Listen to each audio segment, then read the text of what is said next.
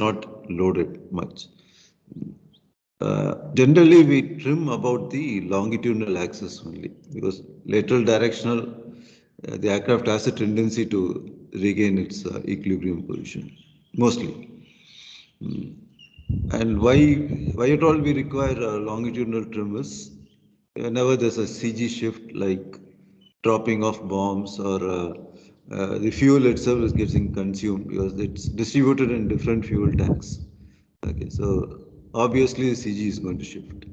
And different air speeds, you have to trim it at different alpha to maintain a particular altitude. Uh, so when we, where exactly is the, how do you exactly trim an aircraft in inside the cockpit? How do you do it? We always talk about joystick, right? Joystick, throttle levers, rudder pedals. But how do you trim an aircraft? Sir, there are stick forces, so we move the stick as to pull up or push. Yeah, that is using the joystick. Okay. Yes.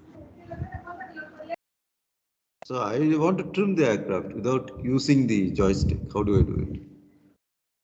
It's open to the class, no? And not just Sanjay. We keep talking about trim, no? Always. So what is this trim actually?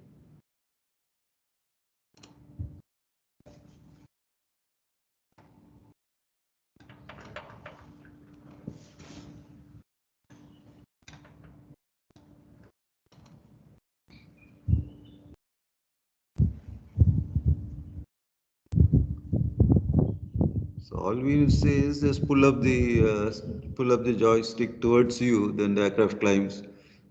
Push it away from you, the aircraft is going to go down. Then similarly, left or right you do, the aircraft is going to roll. Rudder pedal is going to yaw the aircraft. But that's not the way aircraft is flown. No? It's always trimmed. So how do you trim it?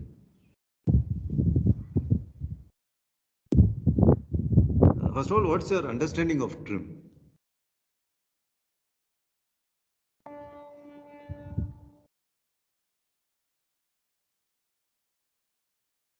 You must have done all the stick free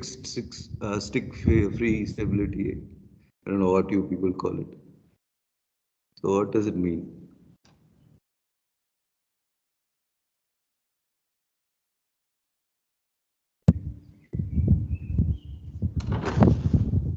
Unfortunately, if the flight simulator was there, we could have demonstrated how useful this trim facility is.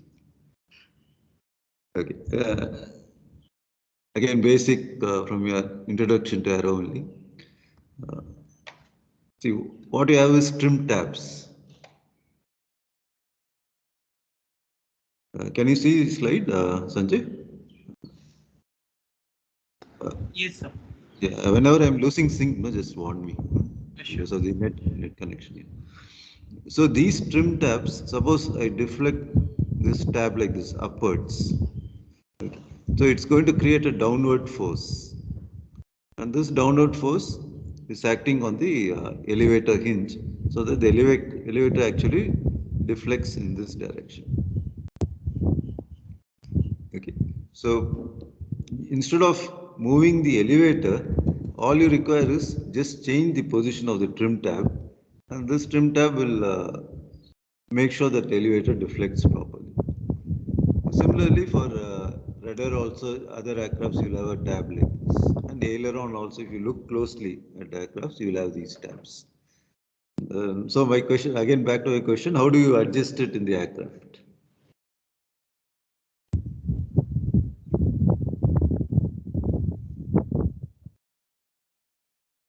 Okay. In case you have not come across, it's a trim wheel. Okay. It's sort of a wheel or a knob. And nowadays it's a knob. Earlier it used to be a wheel.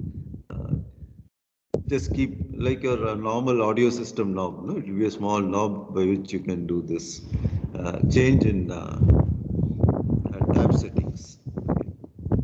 So that's what you call it as colloquially stick-free stability. Okay, stick-free means I am just leaving the stick, but adjusting the aircraft using the trim tabs. And that trim tab is done using knobs.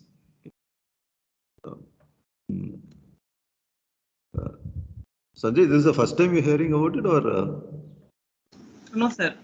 We know about it. you couldn't recollect? Okay. Probably it was covered in your introduction to Aero.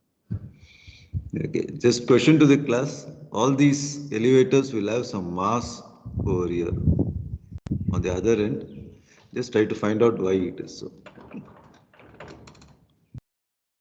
So this shows basically how a trim tab works. Then we talked about static and dynamic stability. Dynamic stability is the time history or the time dependence of the stability parameters. And static stability is the tendency of the aircraft to converge to its equilibrium position. This slide I picked up from your control systems book only. So you categorize it as stable. Stable, this is initially at equilibrium position. And even if you disturb it, it has a tendency to come back to its equilibrium position. Unstable is you give a small disturbance, it goes away from the equilibrium position. And neutral stability is it goes and settles down in, it doesn't diverge, but just goes down and settles it. It's a new position. Again, from your basic aero books only. So this is the CG point, and if the lift is ahead of it, then any tendency of the aerofoil to pitch up will automatically create a restoring moment. So this becomes a stable configuration. The moment CG goes beyond the lift, then it has a tendency to become unstable. So any small upward or nose up attitude will further increase the pitch attitude. And if it's a coinciding, which is just a theoretical thing, it never happens. The lift and the CG is in the same line. So that becomes the neutral stability. And this is the typical CM alpha curve, or in this book, CM alpha or CMCL, how the pitching moment changes with change in lift coefficient or alpha. So if it's going to have a negative slope, you say that it is having a stable, statically it is stable. So any disturbance about the trim point, either this direction or this direction, it's going to create a restoring moment because CM is moment coefficient. So in this case, if alpha is increasing, then you have a negative CM, which means it's going to counteract the disturbance. Similarly, on the other side also, if alpha is decreasing, CM will ensure that it's not decreasing and you restore it back to the equilibrium point. Apart from this, any other condition has to be satisfied? So negative slope. Yeah, its negative slope is the first condition. But it should trim at positive angle of attack. Yeah, good. So CM naught should be at some positive alpha. Because we don't want something, see, like the slope can be in this direction, in this region also, but here the alpha is negative. So you don't want to trim it at negative alpha.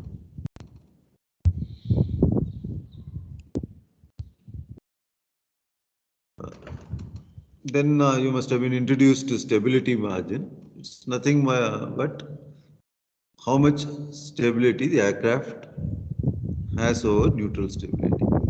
And this degree of stability is nothing but the slope of the plot. So you have this condition 1 where it is very stable, 2 is stable and 3 is neutrally stable, but 4 if you see is having a positive slope, so it is unstable. So basically the slope is going to tell you what is your stability margin.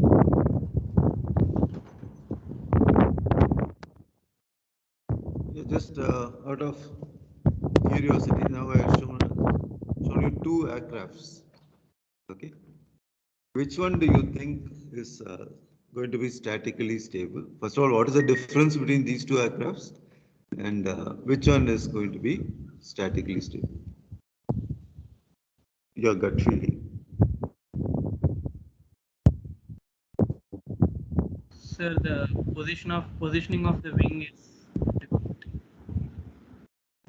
Your position of the wing is either you can have it here or you can have it at the top.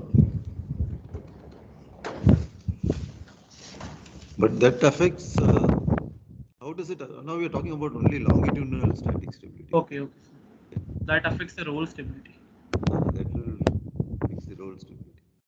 Sir, the thrust produced by right side part of the engines will tend to nose down the aircraft. Okay. Good, good, very good. So this one, right? The thrust line. Yes.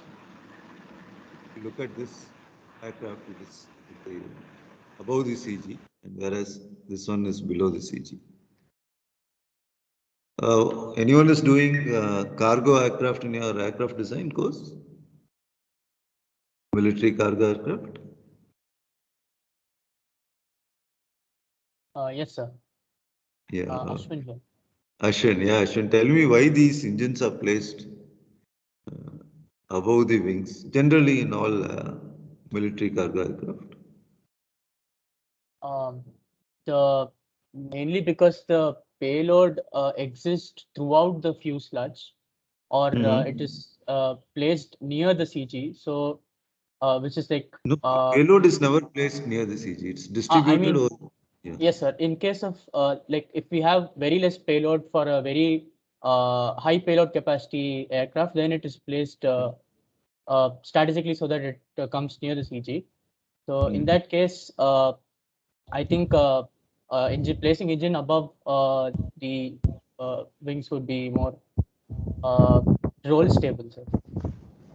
See, anyway the wing spars and ribs are going to pass through like this. Okay. Yes, sir. It's going to occupy some volume. If you're going to have the engine at the top. If it's at the bottom also, again you'll have to run the spars and ribs through and throughout the fuselage. So again you're going to occupy some space here. So you have the engine here. But you find this only in military cargo aircraft. Look at Globemaster. Short takeoff and landing, sir. Sorry? Sir, for short takeoff and landing. Good, good. Why? How does it help? Sir, the ground run is minimized because velocity is increased. How? We lift off velocity is increased, sir. Why? How lift-off velocity will depend on your weight and CL. Sir, I think. Yeah, go ahead. No issues.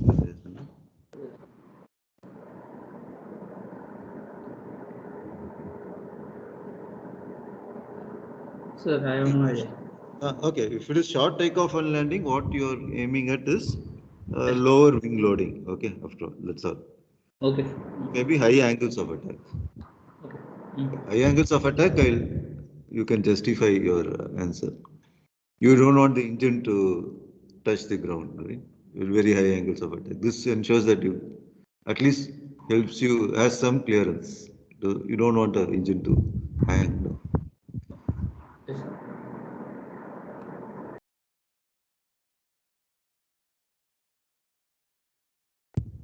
So you all are, whenever you are designing aircrafts, you all go back to the historical data, right? So if you look at all these cargo aircrafts, they'll have this. This one on the right is a cargo aircraft. This one is a proper 747. Yeah, a civilian aircraft.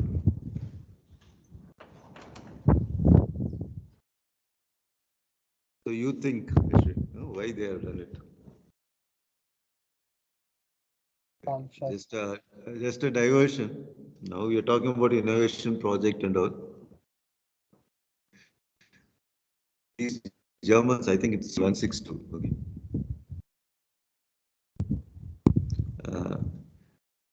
they designed and built 500 such jet aircrafts in 48 days. It's a record which no one has really beaten till date. Just imagine those days, half of Germany was written off to the end of the war, and still they managed to design this aircraft, one of the first few jet aircrafts, and they not only design, produce, and actually fly it for combat. Whereas our LCA is already taken 30 years now. And definitely they didn't have supercomputers, leave alone supercomputers, they didn't even have a calculator. So that's German engineering for you. So if you look at this aircraft, you look at its thrust line, it's at the, well above the siege. In fact, most of the stealth technology and all is actually based on German technology. Towards the end of the war, they were able to get all this data. The Americans took few of them and the Russians took the other. But very interesting aircraft. Even look at the cockpit, it's so streamlined. I don't know how they achieved it during those days. Talking about 80 years back.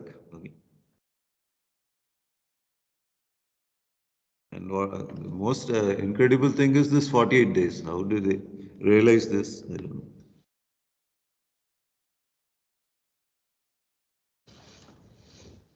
Okay, so this power effect is given, as you told, is the high thrust line, which favors static stability. Again, Galaxy. Okay, your high thrust line. And what are these unwanted things?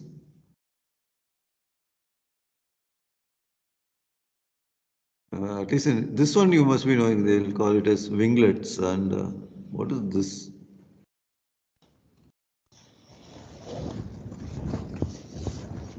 What is the use of winglets, by the way?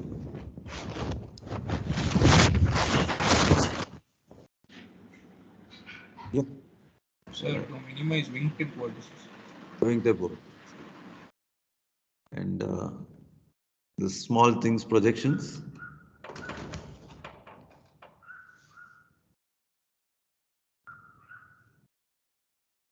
So you find it in all this present generation aircrafts, quite a bit of them. This is inside. Okay, so you are talking about distribution of load, CG shift. So as and when you keep parachuting all these loads, the CG is going to shift.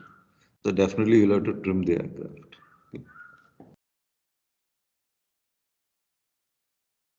Then there is a problem of stability reversal also. Some aircrafts, initially they are very stable, but at high angles of attack, as alpha increases, they again go back to this positive slope. These aircrafts had this sort of problems. What do you think, again, just a gut feeling, what will be the problem with this sort of horizontal tail configuration? Generally, we have seen tails like this, right? But this T-tail was used earlier, but nowadays we don't find them. What do you think is the problem? Sir, when the aircraft is pitching upward, the Good. wake behind the wings might cause a destabilization in the Good, good. Very good, very good. Yeah, exactly. So this is called as a deep stall. Okay. So aircraft is pitched up already, and then you look at this wake region. It's really creating problem for the tailplane, and which again creates a downward force. So it again increases the, which in turn increases the pitch up attitude. So these aircrafts had this deep stall issues. In this MV Cook is quoting this Handley Page aircraft only. All data, design data is for this particular aircraft. This is a simple moment equation which you already seen in your flight mechanics. Okay. And finally, you get this, what is shown in this red box. And if you differentiate it with respect to CLW, you will finally end up with a equation like this. And the stability margin is nothing but the difference between Hn minus H. H is distance between leading edge to the CG, and Hn is leading edge to the neutral point. And little bit of manipulation, you will finally get this equation for Hn. Where Hn is the neutral point position. Okay. So this aircraft will be stable as long as the CG position H is ahead of the controlled fixed. This is all controlled fixed. The equation itself is for controlled fixed, not stick free. So how much and the CG should be is what is going to give you the permitted range of the CG position with this in a given aircraft. You don't want the CG. CG can be even up at the nose also, hypothetically, but you don't want such a aircraft because it will be extremely difficult to control. But CG should be in front of the neutral point. That's all about it. For conventional aircraft, but fly-by-wire aircraft, you do it the other way around. Intentionally, you shift the CG backwards so that the aircraft is unstable. The moment it becomes more unstable, the maneuverability improves. Then in Nelson also you have the same thing. How do you determine the static margin? The same is for trimmed flight, the resultant moment is 0. So you get this equation and then again you differentiate it, and then what you are trying to do now is you're plotting eta, that is elevator angle to trim, and for different alpha or CL. Okay. This is CL. And then try to find out the slope of these plots and in the linear region only for different CG positions. Here, as we discussed earlier, whenever CG changes, you're going to trim the aircraft. So when you are trimming the aircraft, what elevator angle you are using and what is the corresponding CL. Okay. So try to get the slope of this in the linear region. So you plot the slope versus the CG position.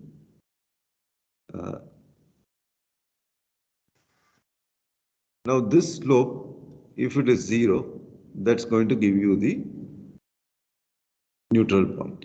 Okay. Where so if what it means is this slope, if this side of the equation is 0, then Hn is equal to H. So using this, you can find out the neutral point by flight testing. Okay. Your senior batches used to do it on the simulator to get the static margin. So finding the neutral point and in turn finding out the static margin. So this is in a nutshell what the nomenclature used in MV Cook. First is H, that gives the distance from the leading edge to the CG. Hn is the neutral point, distance from leading edge to the neutral point. And the difference between these two things is going to give the static margin Kn. So you'll be using this Kn in your stability derivatives in subsequent classes. And whenever you talk about all these distances, it's mean aerodynamic chord, okay, not the root chord.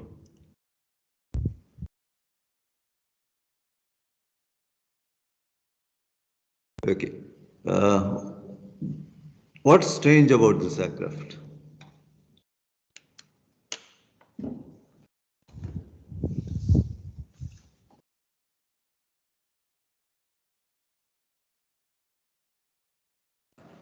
Probably, Human powered, sir. yeah, human powered aircraft. Any group doing human powered aircraft design? Or man powered aircraft design, it's called.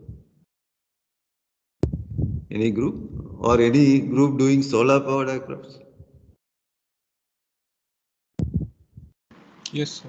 Solar power. Yeah, who is doing it? Sir, group 7. Oh, okay. Sir, So, Ramanathan, what is Surya it? Solar Prakash. powered UAV or aircraft?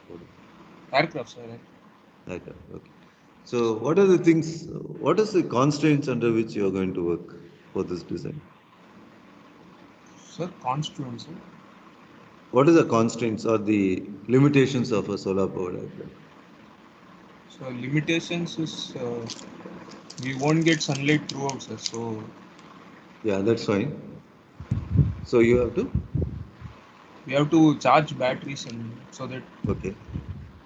we can Yeah, use it for assuming that it's only for daytime, what are the problems?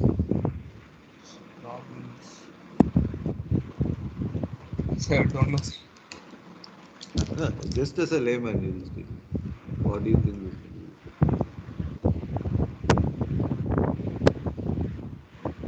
or probably I'll leave you to answer like why everyone is not using solar power? Why should we depend on the electricity board for our domestic consumption? Sir, because solar cell, we won't get 100% efficient solar cells. Good, very good. So, what's the range of efficiency you can Sir, expect from for a solar cell? conventional, it came up to 22% max. 22. Okay, then. And for And what is the typical radiation, solar radiation you can expect? How many joules per square meter? in India, it is around 3 3 kilowatt per meter square. Kilowatt is power, right? You Yes, tell sir. me in terms of energy, joules. Joules. Sir, for 1 day, sir. No, joules. Joules is in that particular instant. It's energy, right? It's all radiation. Huh? Yes, sir. Radiation is a form of energy, so it has to be in joules. So you check all this. So, so much, it is very high. Huh? Sorry? It is very high value, sir. Not very high value. If it is very high values, then you will have a lot of power. Yes, sir. But Huh? I'll check out. What reaches the earth is something different than what is available at the edge of the atmosphere. Okay, that's a diversion. Huh? So Yes. that will, in fact, give you an estimate of what power you can generate. Okay, now tell me how are you going to design this aircraft? What are the things you will keep in mind? So efficiency is low. Okay, agreed. It's not like petrol, where with very less weight you can carry a lot of energy. So what do you do?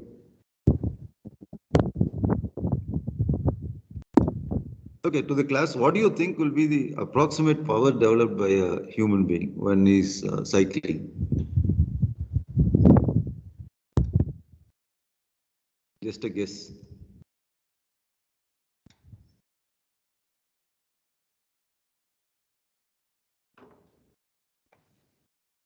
So you see this guy cycling, right? Okay. And some mechanism is there and this propeller is rotating.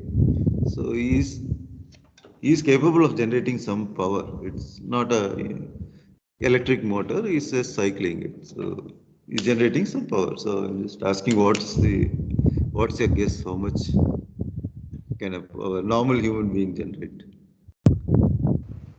100 watts. 100 watts. Okay, good guess. Generally, we take it as 0.38 horsepower, one third of a horsepower. That's all. So that's what you can maximum. Okay, maybe continuously, as you are telling, it will drop to 100 watts. So 300 watts is on a very high side.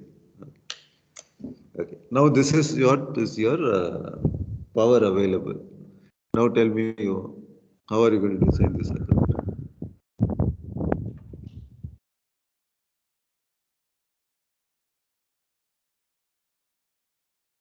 it's open to the class, okay, not necessarily the solar powered group.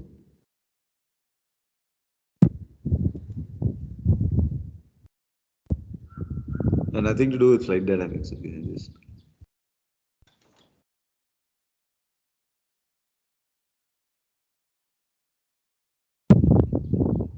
Sir, can you repeat what you said? Okay, now you know that a normal human being can generate only 300 watts. With Yes. this, the aircraft has to fly. So, how are you going to fly this aircraft? How will you design an aircraft so that it flies?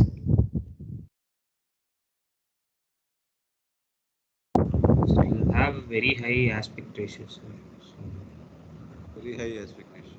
So why? So that enough lift can be generated. Sir. Enough lift can be generated. That I can increase by the wing area. Where is the aspect ratio coming in your lift equation?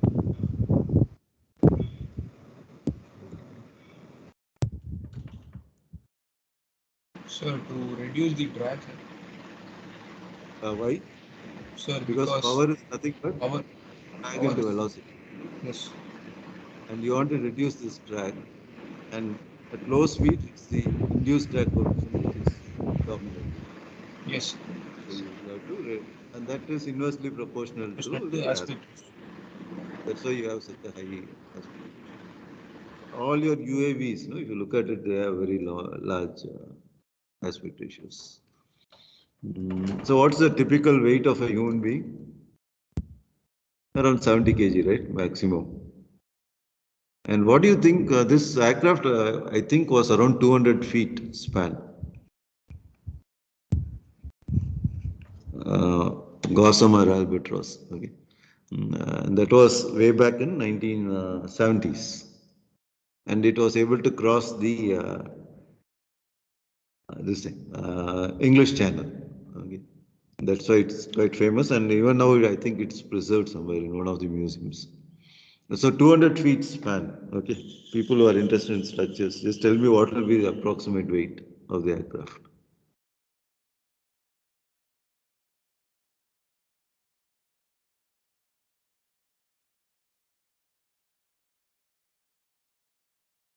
And we are talking about 70s, 1970s. Yeah.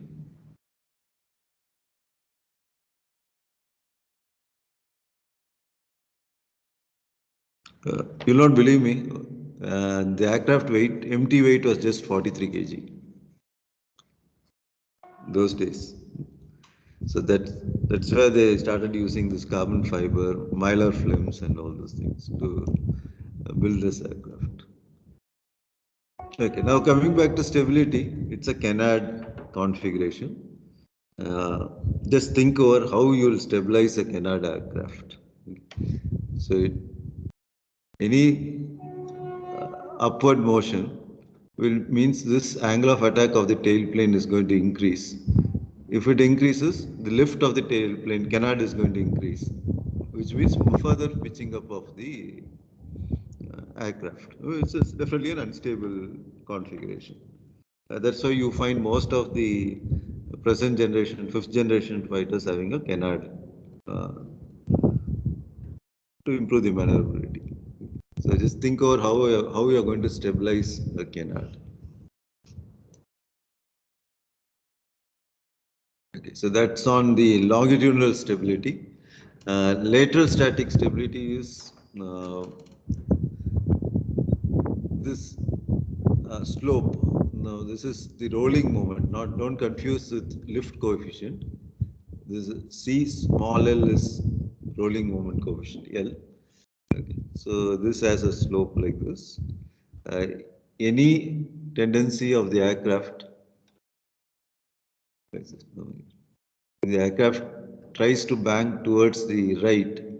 Uh, we'll derive all these things in the subsequent modules. There will be a restoring moment L, which will counteract this sort of disturbance.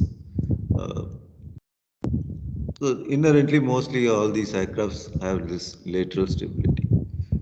Earlier, this So if you plot the rolling moment coefficient versus roll attitude phi, CL versus phi, you get a slope like this for a stable aircraft.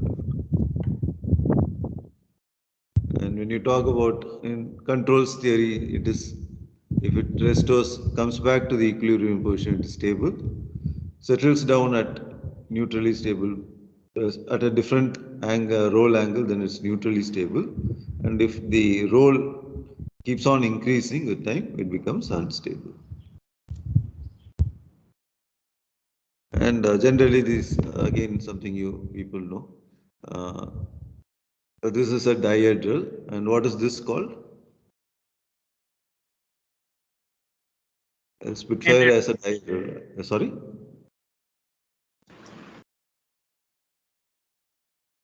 Yeah, this is a dihedral. Okay. Yeah. What is this? Anhedral. Anhedral. Okay, good. And what is this?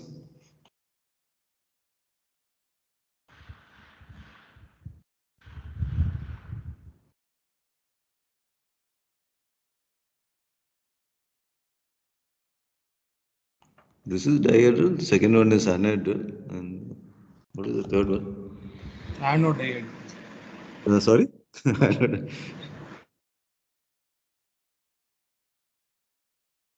Okay, and what is this? Anyone doing seaplane in your design, aero design? Yes, sir. Yes, Yeah, sir. who is it? Ananta Krishnan, sir. Ananta Krishnan. Tell me what is this configuration called? Sir, are you asking about the flying boat configuration or the wing? Yeah, flying boat, flying boat only. Ah. So this sort of wing placement, no? Like if you look from the front, it was quite popular during 50s. It will be like this. Like the seagull. Seagull. So it's called gull wing configuration. Okay. Probably they wanted good clearance from the water, so they pushed it up. But I think there are some stability issues with these aircrafts. Again, just a review of your angles, what will be used in this course. Body axis, XB and YB. And if this body axis is pointing towards north, you will not have any of these directional angles. But if the body axis, this is the body axis, and this is north, so this angle is called the yaw angle psi. Body is pointing in this direction, but the velocity vector is in some other direction. And if it's coming from the right, when the pilot is looking out from the cockpit, it's called positive. That's called the side slip, positive side slip. Sum of these two things is called the heading. So quite often, this angles will be used during the course. That is in the later part of it, when you talk about lateral direction. And Cn beta is something which already must have been covered. So you look at the slope. N is yawing moment. Okay, we talked about three moments: L, M, N. N is for yaw. Just to remind you, M is pitch, and L is roll. Okay. So this yawing moment versus slide slip. So you have N versus beta. So you'll find a slope like this. Now this is positive, this slope Cn. So Cn beta is greater than 0. Okay. Basically what it's trying to say is, whenever an aircraft tries to rotate about the z-axis, the vertical fin sees a increase in angle of attack, and that creates a force which aligns the aircraft in such a way that the side slip becomes 0, or you're killing the side slip. So it's called, some books they say you kill the side slip. That's what is C and beta.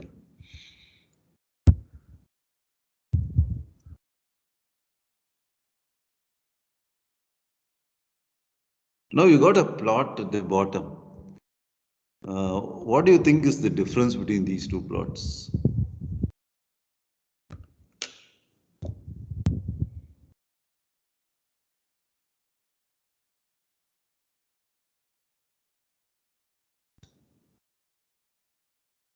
Just look at this plot which is given. There are two plots. Forget about what is written in the index, this thing. So is there any difference at all, or it is same?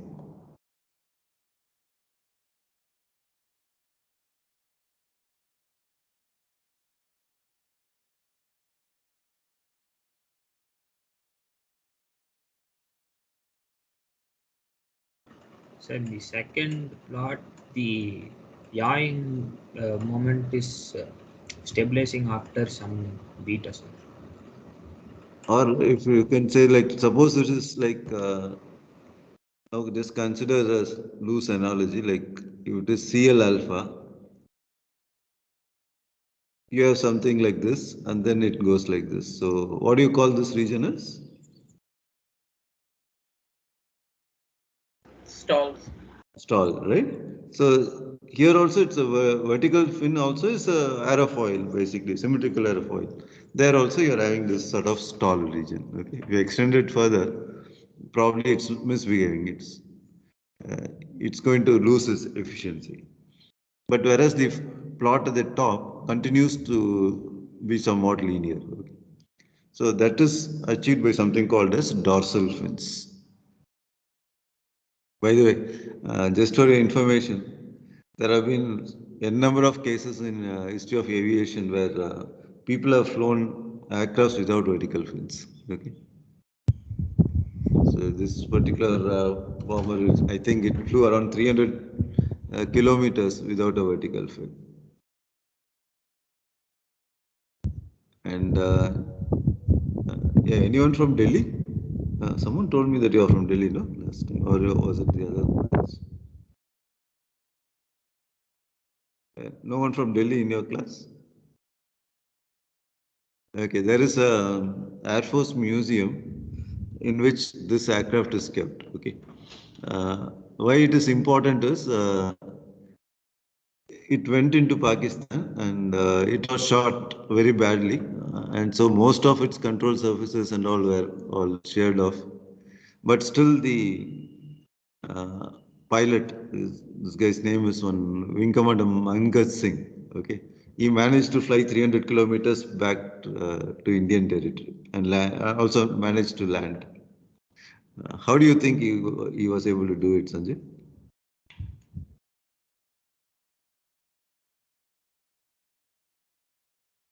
Sir, is it with this if did this defect? Sorry? Oh, I mean, he was able to do that with this defect. Yeah, with this defect, without control surfaces. Okay. Most of the control surfaces non-functional.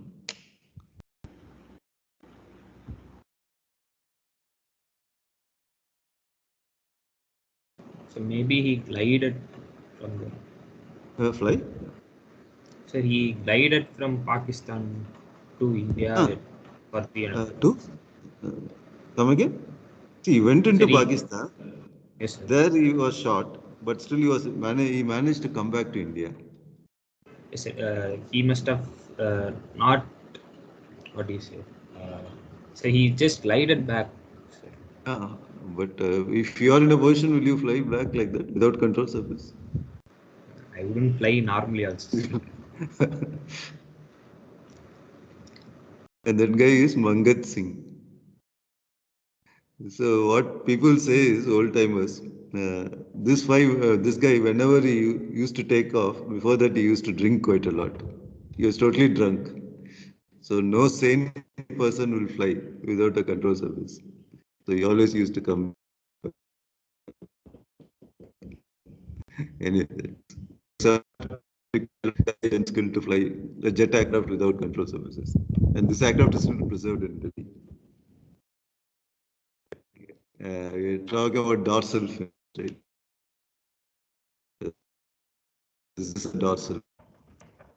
The same aircraft being modified. There is ventral. What for this ventral fins are used?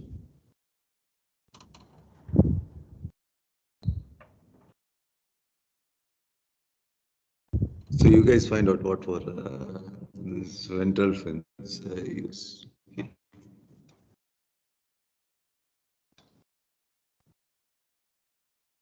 And then you have this flying concept by the Germans. Okay. They had built this aircraft during the time. No vertical fin, no tail, no tail plane. And look at the stealthy features about it. Even the IR signatures they were able to reduce by having the outlets at the top. Amazing technology that period. Then you have this sweep back, which can give you lateral stability. You also have a sweep forward also. Okay, these are all experimental aircrafts. So you have all this, what's called as strakes. So these strakes are again something which are being used quite often nowadays. People who are interested in aerodynamics, probably you can just see what for they use strakes.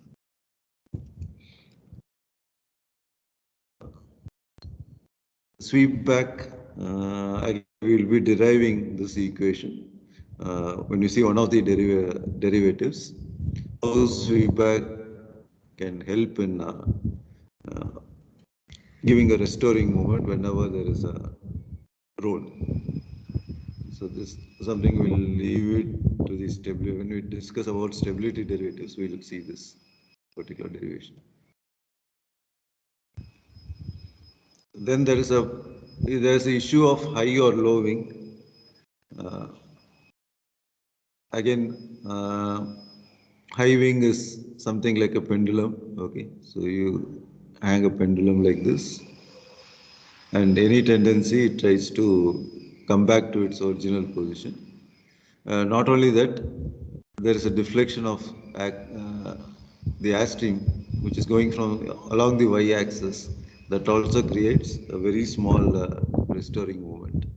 Okay, but these are all not proven stuff. Different authors give different interpretation of it. Okay. So that's it on the stability part of it. Next class, we'll talk about equations of motion, which I just spoke to Rajesh. He said that he has already discussed with you about the 6 equations, but we will try to derive these equations to a certain extent in the next class. So we're finished with stability, geometry, static equilibrium, and system of axis. So next class we'll just get into the equations of motion, and up to this it's going to be just what you have seen in your flight mechanics. Once we start the solution of equation, that's where the actual flight dynamics course will start. Okay, I think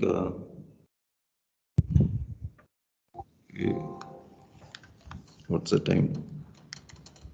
Yeah, 14:50. Okay, so Monday we'll start with the equations of motion. Okay, thanks everyone. We'll meet on Monday. Bye. Okay, sir. Thank you. Bye. Thank you, sir.